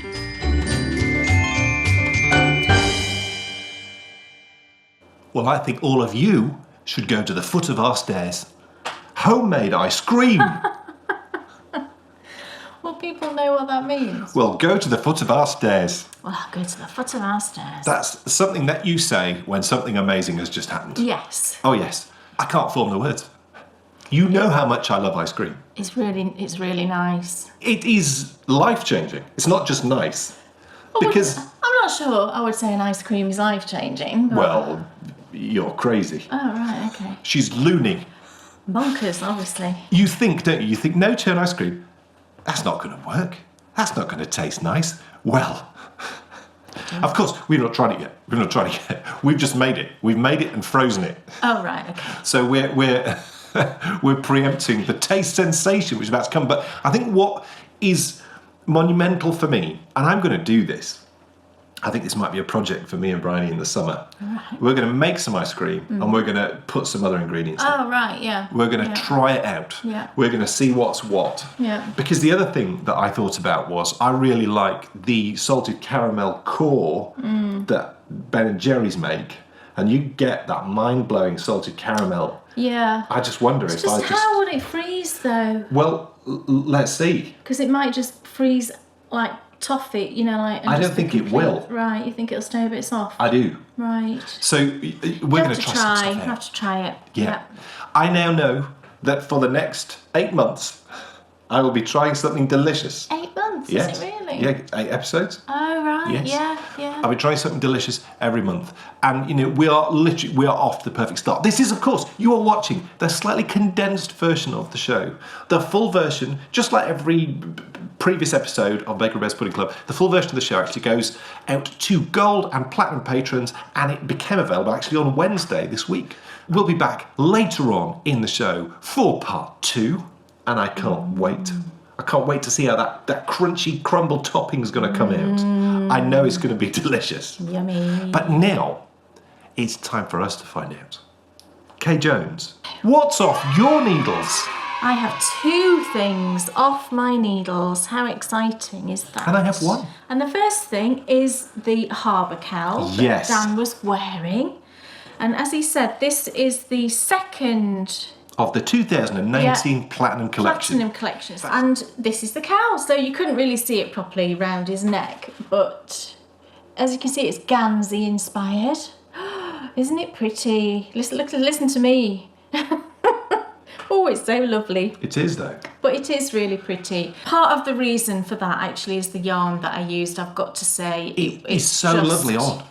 It's one of my all-time favourite yarns, and I've used it before and I've raved about it before, but it was just perfect for this. It's the perfect twist and type of yarn, and it's just gorgeous. I'll tell you about that in a second. I think it's the first time I've worn it, and it's gorgeous. It is lovely. It is lovely. So it's DK weight cowl, and we've got these panels of Gansey. And if you don't know, Gansey sweaters were knit traditionally by the wives and the mothers of fishermen in coastal villages all up and down the sort of northeast and down in Cornwall. You found some local, didn't you, in that book that you've got? Really there was some local. Really local things. And the designs as well tend to be localised, so you might find that one particular motif is common in one area, but they basically all depict some part of the life of fishing and fishermen and the coastal villages and everything, the fishing villages, and I really love that. I think it's that kind of history is just fascinating. So important. Yeah, and really important to maintain. And although the fishing industry is sadly not what it used to be any longer, It's still there. it's still there. People do still knit these sweaters, and I know there's the railway man Michael Portillo went to Filey on one of his episodes, and he visited this lady who still knits Gansey sweaters, and she was knitting this Gansey sweater on, you know, long DPNs like this, really long DPNs, because they're always knitting around. It was a navy, they're usually quite a dark colour. It was a navy yarn, and I'm not sure what weight. I'm guessing it's maybe about a DK, but they knit them to a really tight gauge, so the needles probably look like 2.75 or 3mm. They're always knit to a really tight gauge because they want them to be as waterproof as possible. Didn't we, as well, in Knit All For, have a question where we found out that Gansey had been knit for the army? Hadn't they ordered some? Oh, yeah, they did. The Desert Rats or something. Yeah, that's right. Yeah, they did. And because I got the question wrong, didn't I? Because I thought Gansey sweaters were always navy coloured, and this would have been a pale colour. Yeah. But actually, when I've been reading some research recently, they did used to knit paler coloured ones, and they were usually like a Sunday best or a wedding sweater. Oh, a wedding sweater. Yeah. When did you wear that? for your wedding. I would You have wore thought. a sweater Well, to I your don't. wedding? It wouldn't be called a wedding sweater, or maybe the wife made it for the husband as a wedding gift. Oh, I really enjoyed choosing the motifs and looking at the meanings and putting together the sort of. that means so much. Yeah, That it for really- me, it takes this up another level. It's the meaning, and Yes. I really like that. And I wanted to deliberately start with the Tree of Life, Yeah. which I know it looks like Christmas trees, but it's called the Tree of Life, and it's a very common motif in a lot of different knitting. Shetland knitting, I think, is, there's a lace version of it. It's a very common motif, but so fitting, really, Tree of Life. And You don't say anymore. don't need to say anything really, do you, about that one? And then the next one, the little diamonds, it's actually depicting the fishing nets. You can imagine, I've only done sort of one repeat of it, but you can imagine if you'd got 3 or 4 repeats of that, it would be like a mesh. It would look like mesh, and that's the fishing nets. And then the next one I think is my favourite, which is hearts. And this is a motif that went into the wedding sweaters, as we were saying before. And I love the little hearts, and you've got sort of like a moss stitch separating them. And then we've got this one. This is actually called Heapy. Oh. Heap with a Y on the end. And I couldn't actually find out what it's heaps of. And in my mind, it's either heaps of fish by the side of the docks, or it's maybe heaps of fishing nets, because you quite often see that, don't you? Absolutely. Fishing nets. But it's called Heapy, and I just thought it was really cute, little heaps. And then the last one is called Hens Claw, which does look like a chicken walking, doesn't it? And I think people just would have had chickens back in the day more than they do now, I think. Yeah. So and then I topped it, top and bottom, we've got a 2x2 rib, and then it's all separated by these garter ridges, which again is quite a common feature in Gansey. You get the motifs very often separated by garter ridges, and I just love it. It's really cosy and warm and snuggly.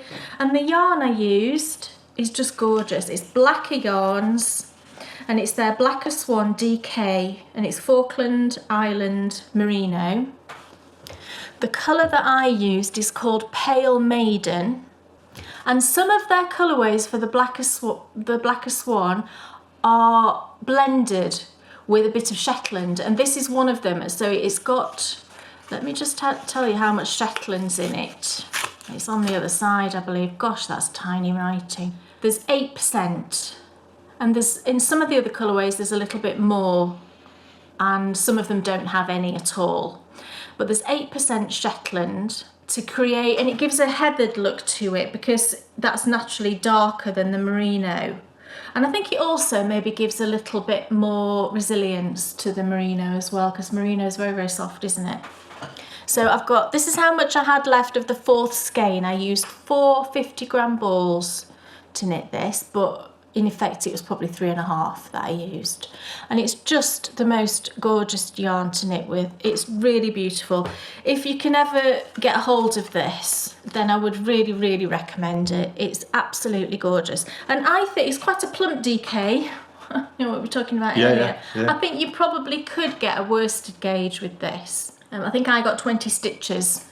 I used 4.5mm needles, and I got 20 stitches to 4 inches, which I think is kind of like a worsted gauge, isn't it? So yeah, there we go. That's Beautiful. my Harbour Cowl, and Beautiful. I really, really love it. It's so soft and just lovely. And being merino, it probably will pill a little bit, but I don't mind that. I think it's not a difficult price to pay to have such a lovely, beautifully soft garment and garment item. Of clothing. It's just lovely. I love it. So Beautiful. I hope you all like it. So Dan Jones, what's off your needles? 2 weeks running. 2 weeks running. Or 2 episodes, 2 shows. Did you finish something last time? I did, didn't I? What did you finish? The Solid. Of course. Did you finish something last time? And wasn't there something else too? And the Silver Dream hat. Oh wow. And I nearly had to. I had to slow down on a particular project, otherwise I would have finished that too. And I wanted to show it. Anyway, that's for next show. Look, these are the Jemima socks. Yay. And they're knit in the disco yarn from Nicole C. Mendes, which was lovely. And I nearly managed to knit them both the same length. Yeah. Which bit did I not do right? The rib's a bit longer on one to the other. Okay. Is it? 2 rows maybe? Yeah, but it's fine. So I'm going to knit another sock, so it's right. No, it's fine. I'm really not going to do that. It's fine. But they're blocked lovely. Not a speck of dye in the water, which for this such a bright colour I think is brilliant. It is. I really loved Oh my god. the pattern. Well, Sock patterns tend to bore me. And these... That's a sweeping statement. Well, it's true. Right, okay. And these did not. And it was good. Because the other thing that I really like about this pattern is, as I've said, whilst I've been knitting them, I like the fact that the purl row means you can keep track of where you are without having to use a clicker. Yeah. So, you know, all in all, it's been... Lovely. It has been an enjoyable project. And I finally get to wear them. You do. Now, I don't think I'm never going to be a fast sock knitter at all because I do find it a slog. But why am I so fascinated with knitting the Thomasina? Yeah, the Thomasina socks in April. I just can't imagine. They look nice. It would, and that's what. And it's probably the first time ever that I've thought I want to knit this pattern in this type of yarn. Right. So the fact that I've thought that makes me think I should do that. So I will. I'll just do it. And when they're knit, they're knit. Yeah, there's no rush. Love that. Lovely. Great yarn. Nicole C. Mendes, brilliant. Yes. And lovely pattern. Thank you very much. It's a soft sock base. And it really is. It's fantastic. Yes. You know, if you've got a skein in your stash and you haven't knit it yet, pull it out and cast on. So there they are. The next time you see these, they'll be on Kay's feet. I hope. Unless Bradley steals them. Is off your needles. Oh, I finished something else. Yes. Let me just... Oh, yes. And then we can get back and we can finish our pudding. Oh, yes. I finished the hat I was knitting. Ah, isn't it sweet? With the cable down the side. This is the Latu hat, Latu. It's a free pattern on Ravelry. I didn't do the decreases that are in the pattern. It's a free pattern, so I'm not, you know, disclosing anything I shouldn't. In the pattern, it's a slouchy hat. For the size I knit, I think it said to knit to 10 inches. That's way too much slouch for me. But the fact that it was a very slouchy hat meant that the decreases were really rapid. I think there was only 3 rows of decreases. And I thought, oh, I don't want that. Because I didn't want a slouchy hat. I don't mind a tiny bit of slouch, but I want this really for when I go out for my walks. So I wanted it more of just a beanie, you know. I like it to come down over my ears. So I tend to knit beanie type hats for me to about 7 1/4 inches, 7 1/4 inches, and then do some decreases. So I just made up a kind of swirly decrease. I don't know if you can see there, which seems to be fine. Fits on my head really nice. And these cables I think are just lovely down the side that you can see. Just adds a little detail and makes it a bit more interesting to knit. So I used a yarn held double. This is what I've got left of the 2 skeins. And it's the Tosh Merino Light that's got glitter in it. I think it was called something like Holo for hologram, hollow it might have been. But it's basically Tosh Merino Light with this kind of all different colours of stellina. It takes on, usually stellina doesn't take on the colour of the dyes, but in this instance it has, it's all different colours. So it's 90% merino, 8% acrylic and 2% stellina. And I just held them double. And I've got these 2 lovely little bits left. So these can go into scrappy projects, which is a very happy thing. And the colour I used was Beta Crucis, if I'm saying that right. And it's a star constellation, which is a perfect name for the colour of this yarn, really, because it just completely look like the glittery night sky. The sparkle might not be showing up, but trust me, it's very, very sparkly and very lovely. And it blocked lovely. And actually, the water, I left it in the water for quite some time, 15-20 minutes. I know that Madeline Tosh, sometimes they have a tendency to bleed, but with this one, the water was just a very pale grey, didn't really bleed at all, so I was really pleased with that. So a win-win all round, and I've got a nice, I would put it on, but it'll just have to mess with my hair and everything.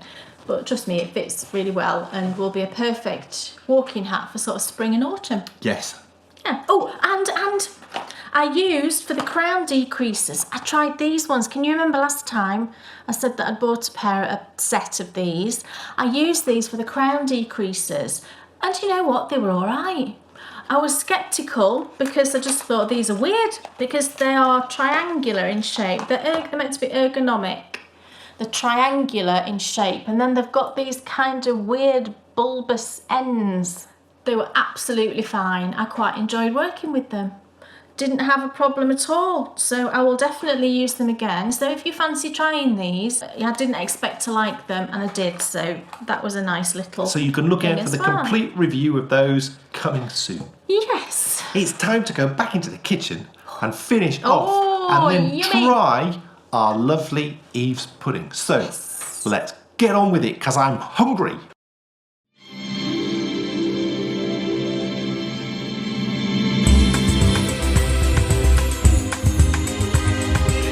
Welcome back, everybody. Are you ready to check in on our apples and see how they're fluffing? Can you see how they still completely look like chunks of apple, but how the edges have just started to break down, and that's exactly what we want.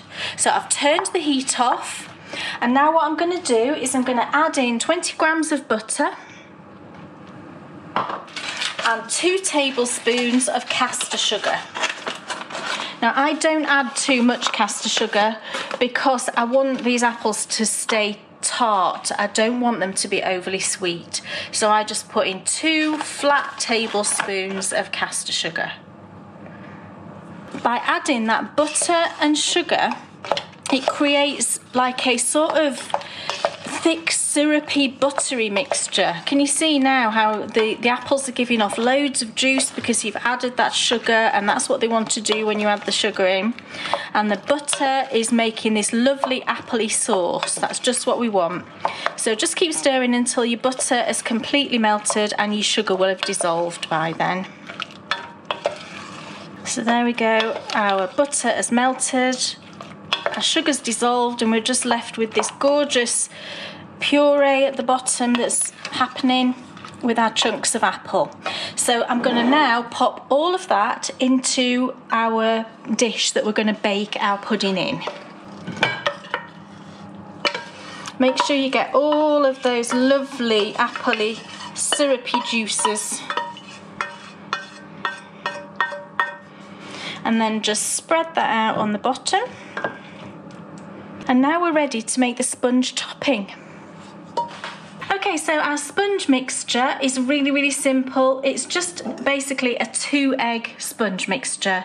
So we've got 2 eggs, and then the way that I always make like a Victoria sponge is, rather than looking at a recipe, if the recipe tells me that the sponge uses 4 eggs, for example, I will weigh the eggs in their shells, and then whatever the eggs weigh, I will put in the equivalent of the flour, the sugar and the butter. So in this instance, I'm using 2 eggs. Now normally a recipe will probably tell you that that's a 4-ounce mixture, which is about 115 grams. My eggs, I've already weighed them. In their shells, they weigh 120 grams. So I'm going to put 120 grams of all the rest of my sponge ingredients. So that's 120 grams of the butter. And this is an all-in-one mixture, so everything in together, really simple. 120 grams of flour, self-raising flour, 120 grams of caster sugar, and then our 2 eggs,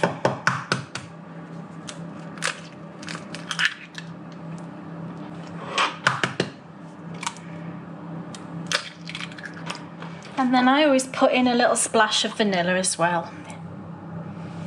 Just a little drop in this case. And all we need to do is whiz all that up with the electric mixer. It takes about 5 minutes, if that.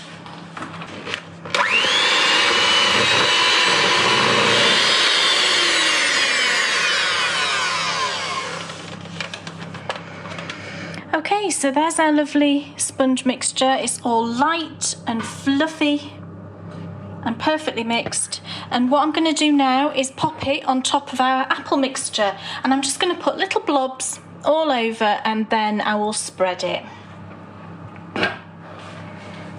So I always put little blobs in the corners first of all. If you start off on the outside, then you won't get that thing that can sometimes happen where the mixture sort of comes up and over the topping.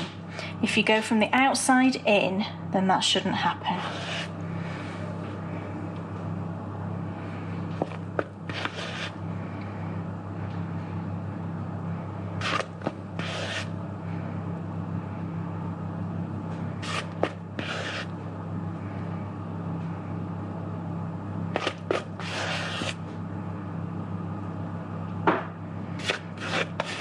Now in the middle.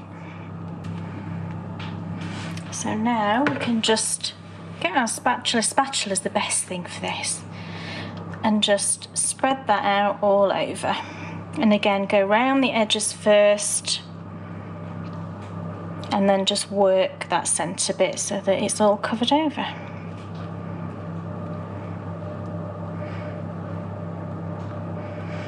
And just smooth your edges. There we go. And now you can grab your ginger crunch topping. You could just pop it in the oven like that and it'd be absolutely fantastic, but this is just that added little extra. And what I'm going to do is just take handfuls and scatter it over. It smells so nice actually, you can really smell the ginger. And you can really put as much of this on or as little as you want. Don't go really mad because you don't want to stop your sponge from rising with the weight or anything like that. But I probably won't use quite all of this mixture that I've made, but that's fine. You can pop it on your cereals the next morning, it'll be lovely. So I'm going to pop that into a preheated oven set at 180 degrees C for about 30 minutes. Just keep your eye on it. Check it after sort of 25. You want it to be risen, be lovely and golden. And if you just tap the top, just push the top like that, it will bounce back. And it shouldn't be making too much noise. I know that sounds silly, but if you just listen to it, it should be fairly quiet, because it's, you know, the mixture's not really wet still inside. So round about 30 minutes.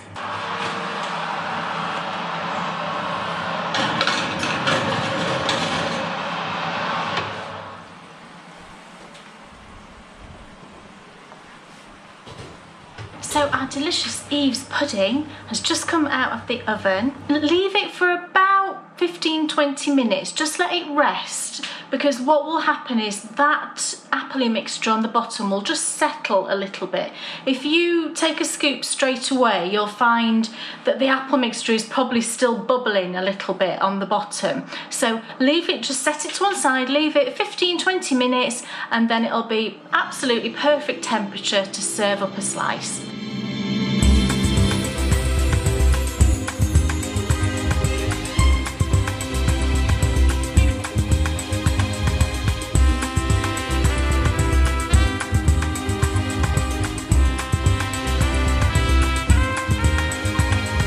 So we're ready to try it. It looks absolutely amazing. Oh, I can't wait. And the ice cream's kind of melting into it. Delicious. Are you ready? Oh my goodness. Oh, it's really good. I wish you could try it. You can try it. Make it and then you can try it. It's so nice. The apple on the bottom is nice and tart. It's not overly sweet, and that's just how I like it. And then you've got the lovely soft sponge, you can see it's steaming.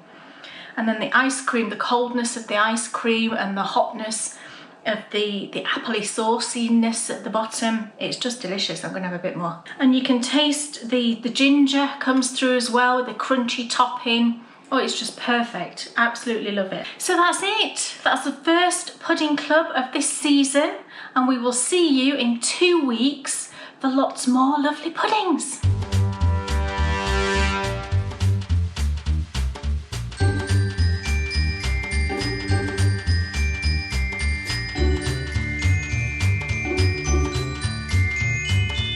Delicious. Are you ready?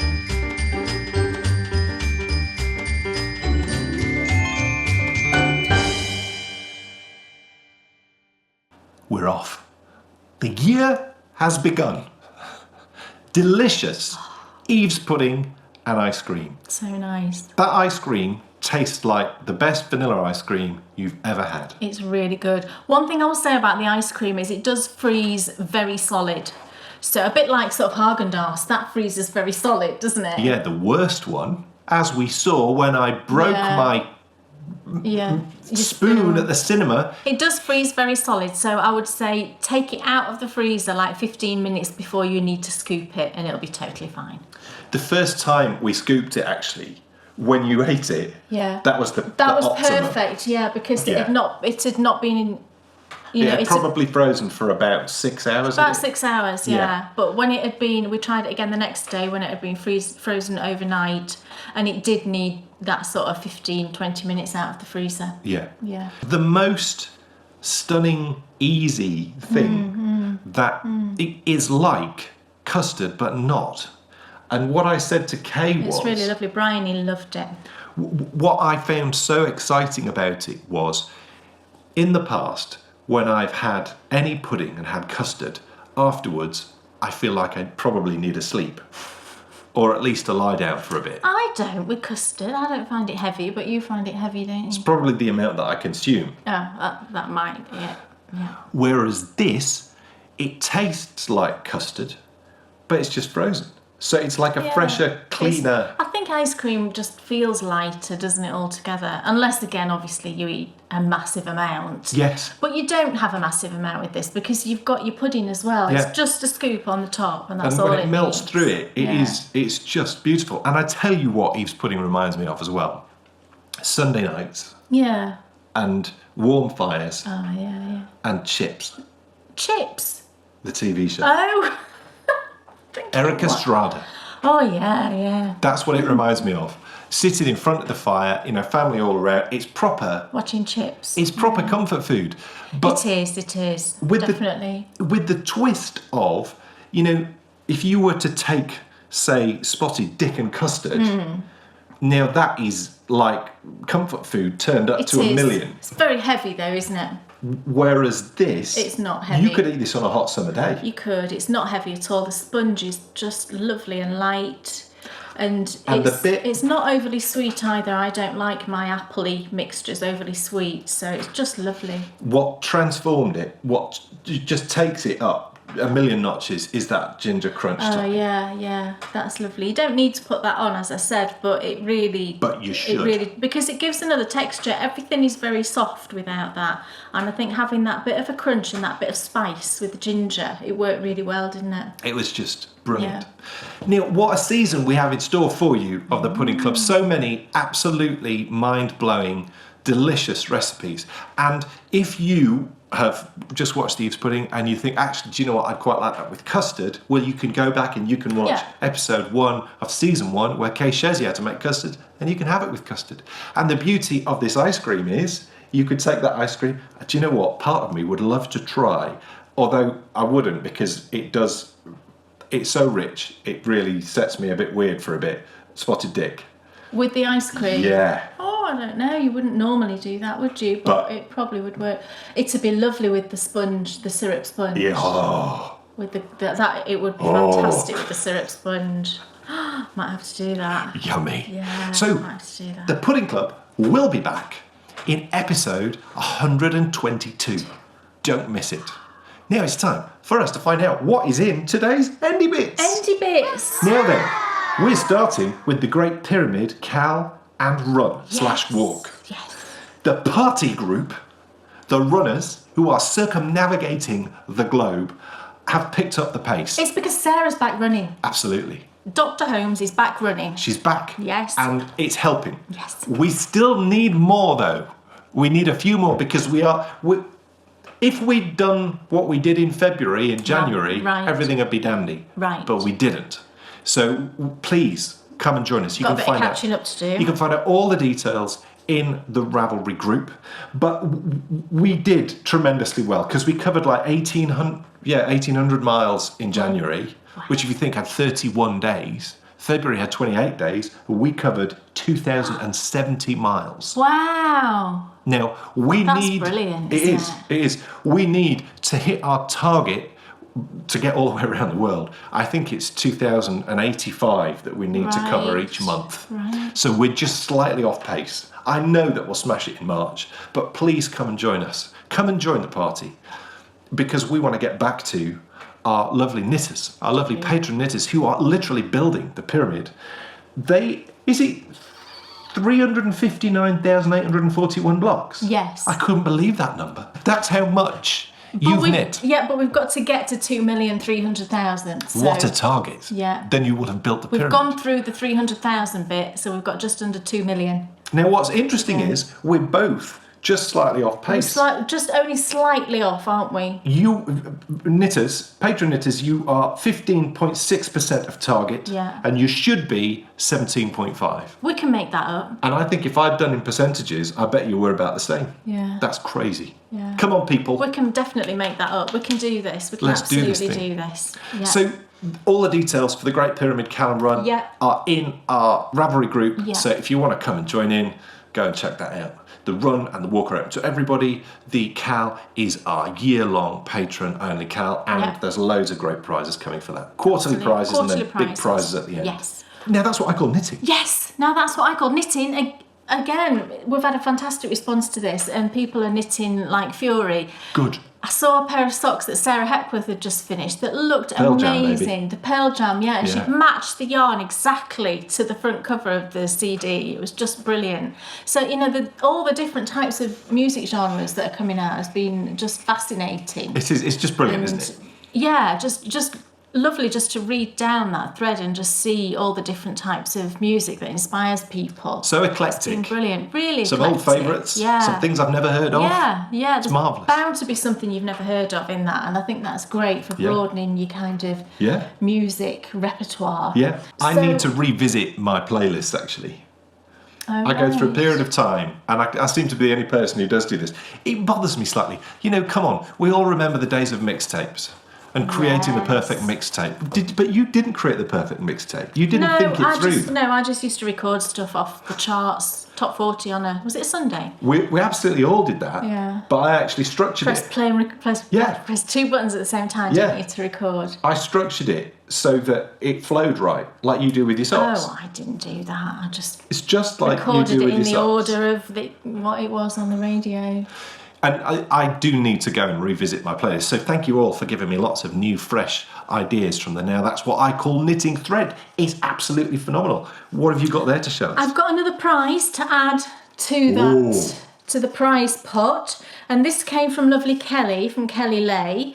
And she gave me a couple of skeins for the podcast recently, and I'm using this one as a prize. It's gorgeous. It's called Garden Visitor, and it's based on blue tips. Oh, okay. Look how lovely that is. Oh, it's beautiful. Make the most fantastic pair of socks. I absolutely love it. I think Kelly said that Nick dyed this one. Oh, wow. Yeah, so that's really fun. Wow, crumbs. I know, he's very good, excellent. Isn't he? He's very good. So we've got that one to add to the prize pot. Thank you so much, Kelly, for that. She also gave me these. Oh, my word. These are going into my bits and bobs because they're just the perfect colours. Look at all these. Oh! Aren't they just the most fantastic colours? Kelly, I've not been able to break into them yet. They look too nice. I've just been staring at them. One set is the Harry Potter minis. That's these ones. Gorgeous. And then the other is called Branches and Buds. And it's all these sort of flowery inspired colours. So all of these will be going into my bits and bobs because they're all just the perfect colours. And I just love them. My favourite, Kelly, I think is this one. I think she said this one was Bertie Bott's. No, it's not. It's yours. I know, it's mine now. I just love this one. Oh, it's speckalicious. Gorgeous. So thank you so much, Kelly. As always, she's very supportive of the podcast and always sends us lovely things to give away. So I really appreciate that. Thank you so much. Anything else? I am done. Okay. Now, we have bathed ourselves in the glory of the Pudding Club. We have. I would that'd be nice, wouldn't it? Yeah. We now know that it's back. We can relax for the next 8 months. But then there's no need to panic because Knittle Forfeit will be back. Yes. Kay will be trying to get revenge, but the Pudding Club has returned, so you know what that means. We're 2 weeks away and I'm nervous. Yeah, I think it's because we always try to give something new and something different and enhance what we've done before. We've never done anything like this. We've never approached a season. I feel like everything that we've done up to this point has been learning how to do what we're about to do. Yeah, I understand what you're saying. But in previous seasons of everything, the same goes for the Pudding Club. In the last 6 months, we've really invested a lot of effort into taking the way that we produce stuff from here to... And on the technology side, there's been a lot of... Yeah, we've purchased things to enhance the technology. All in line with our Patreon campaign. Yeah. And, the subscribers enable us to get to where we want to, and that is producing professional quality documentaries. Yeah. And that is what we're shooting for in this new season of New Adventures. It's the biggest season ever. It is, and the first one is... 2. The first 2? It's 2 parts. Oh, it's 2 parts? Because there's 2 destinations. Oh, right. We can't get to both destinations in one. Oh, I didn't acknowledge that. I didn't realise that. Okay. We've also never done this before. Last year, we told the story of York, but it was in, 3 separate... Yeah. 3 separate stories. This is different. We're trying to give an overarching story throughout the whole series. Yeah.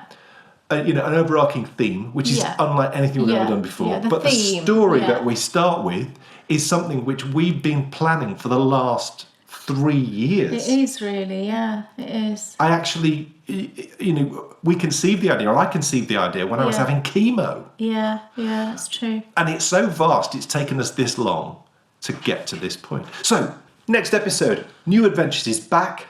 Biggest series ever, enhanced gold editions, more guest presenters, because we know you love those, and the farthest reaching stories, literally, we have ever brought to you. Absolutely. And also, in between now and next time, I think that's right, because, it is. The Scrappy Socks, the ultimate K-Sock series starts. And I was right, it is the 12th of March.